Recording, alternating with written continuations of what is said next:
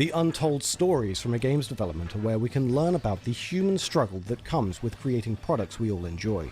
Metroid Prime is considered one of the Cube's best titles, but creating the game wasn't exactly a smooth ride. Late last year, Metroid Prime engineer Jack Matthews tweeted out a bizarre story from Prime's development that involved putting a GameCube in a freezer.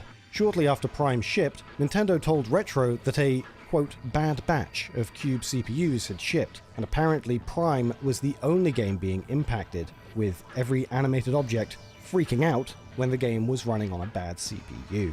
To find out what was happening, Retro needed to slow down some code because it was running too fast for the botched CPUs to handle.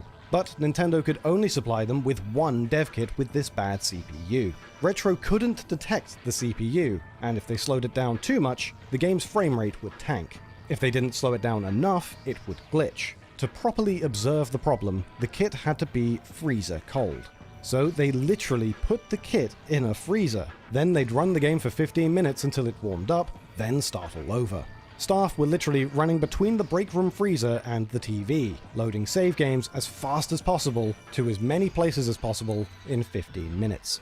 Then trying new code, then refreezing. They ultimately realized that the problem was with Prime's skinning, the part of the animation where the mesh of a model is attached to a rig in a way that lets the model bend and distort. Jack came up with a method of sending the skinning data that was a bit faster than in most other games, as it used the locked cache direct memory access to read in data, but also used the write-gather pipeline to write it out rather than have everything go through the locked cache. However, Jack's speedy approach was hitting memory bandwidth limits on the write-gather pipeline and stalling these botched CPUs, leading to errors in the animations.